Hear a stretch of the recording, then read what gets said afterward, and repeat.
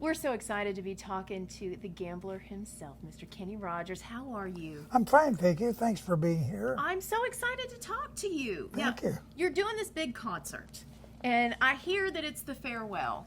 I don't want to believe that.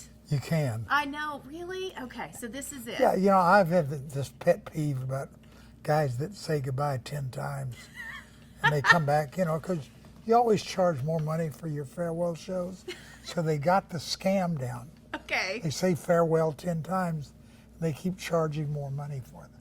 So that's not going to be the case. Not me. This is it. Talk to me about your career overall.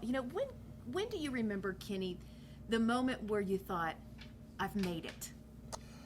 It's interesting because I was with the first edition and we did the Ed Sullivan Show.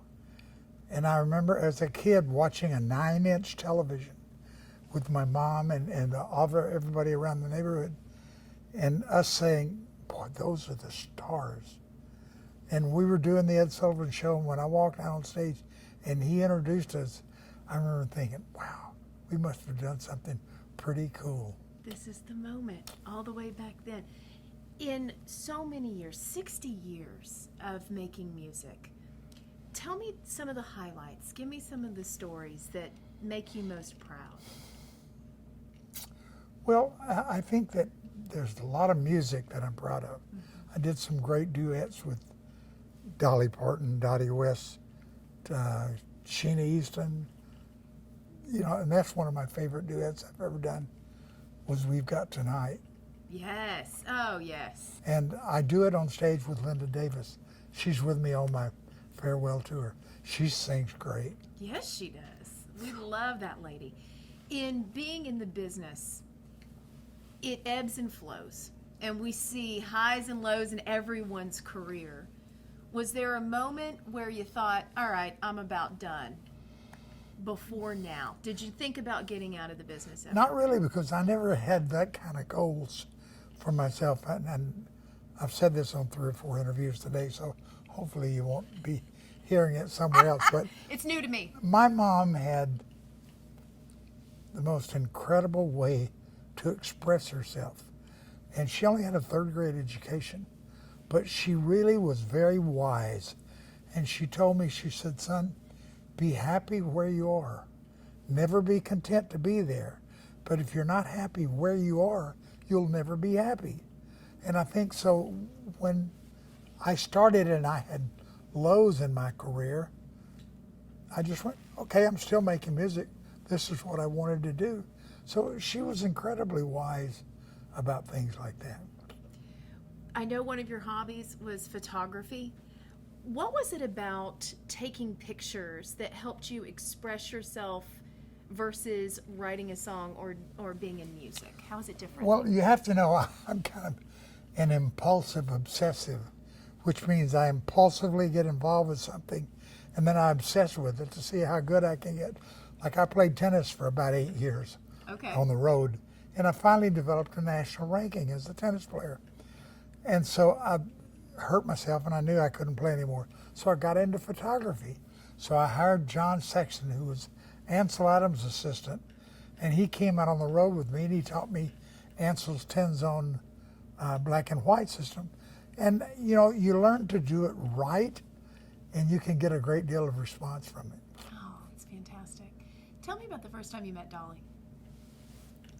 The first time I met her, I did her television show here in town, but I don't think we met on that show. Really? No, we didn't. And I went on, and it had been a long time, and we had Islands in the Stream in L.A., and the guy that wrote it was there, Barry Gibb. He was producing me. And we sat there, and I said, Barry, I don't even like this song anymore. He said, you know what? We need Dolly Parton. And I said, well, okay, I didn't really know her. And Ken Cragen was my manager. He said, I just saw her downstairs. I said, well, go get her. So we went down there, and Dolly, in her inimitable style, came marching in the studio. And that song was never the same. So that was how it all happened. All right there. The stars just aligned. Yeah, and she gets a hold of a piece of music, it takes on a life of its own. She's the only person I've ever met that could come in and sing a song as well the first time as the last time. You know, everybody else punches in and Right. does stuff. She comes in and she sings it, and it's great. So good. Well, I got a chance to talk to her about a week ago, and I said, I know you're performing with Kenny at his farewell concert. And I said, is it bittersweet for you? And she said, well, see, what you don't understand is Kenny's retiring from everybody else, but he will never retire from me, and I'll just show up at his house whenever I want to. I hope so. No, you know, we have a great friendly relation. It's like Lionel Richie. It goes beyond music, you know. And I would never, she knows I would never ask her to do anything that I wouldn't do for her if she asked me. And consequently, we've lived like that for 30 years. And we've asked each other to do things that were important to us, and we've done them. So she's great, and I just love, I think my life is so much richer having known her. Absolutely. Let's talk about The Gambler. When this song came to you, did you have any clue that it would make the ripples that it did, that it would be a career song? No, I didn't, and I know that Johnny Cash recorded it the same day I did. Willie Nelson recorded it 2 or 3 days before, and somebody else recorded it within that week. And I recorded it, but Larry Butler was producing all of us. So I would have thought he would have been easier to deal with than that. But, you know, my record happened to hit the charts. And I think that we lived and died by charts at that. Right. And I was lucky, and I accept that. Looking at it now, do you feel like, obviously it's your signature song, but do you ever feel like you wanted something else to be your signature song? No. I mean, I'm very happy with that. I think the good news is, I think what happens is that song gave me a personality. People started calling me the Gambler. Mm-hmm. Well, you know, I did 5 or 6 movies as the Gambler, and I just loved what it allowed me to do, and I'm so glad that I did that song, and I thank Don Schlitz for that. Are you a gambler? No, you know why? Because I learned a long time ago, I can't win enough to excite me, but I can lose enough to depress me. So I just don't do it. You know, your career is just so storied, so many amazing things that you've done in your lifetime. Is there something, Kenny, that you haven't done that you wish you would have, or that you still want to do? Not really, or I don't think I would quit. I think that it's just, I've done so much more than I ever dreamed I could, ever thought I should. And it's been a great life and a great career, and I don't want to ruin it by hanging on too long. So you know, because a lot of guys do that. Yeah, I can understand that. Best memory that you have that you think is probably the highlight of your career? Pretty much in the studio with Dolly doing Islands in the Stream, or with Lionel doing Lady, because those both are very rare moments. And Lionel, of course, he wrote the first verse, and I got to California and I was recording, and I finished the first verse. I'm looking for the lyrics, and I said, Lionel, where's the second lyric and the second verse? And the guy that was in there with him said, he's in the bathroom writing it right now.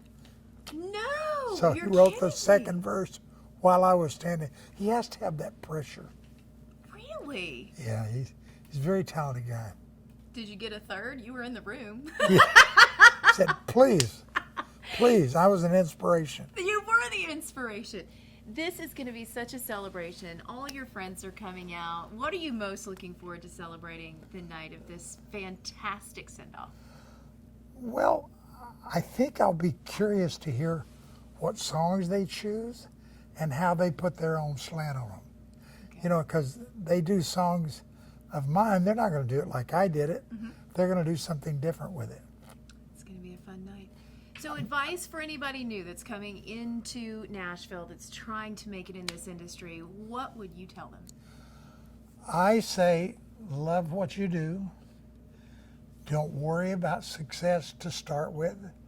You have to get your foot in the door, and then you have to be patient and be true to yourself. I think Chris Stapleton is a great example. He's been around for 25 years. And because he is what he is, they discovered him. Right. He's a great talent. So good. You are a great talent, a great inspiration. We're just honored to talk to you. I thank you so much. Congratulations. Good to see you. Good to see Gotta you. get you some gloves. Well, my hands are a little cold, but Yeah. cold hands, warm heart. That's sure. That's right. Kenny Rogers, everybody. Warm hands, cold heart.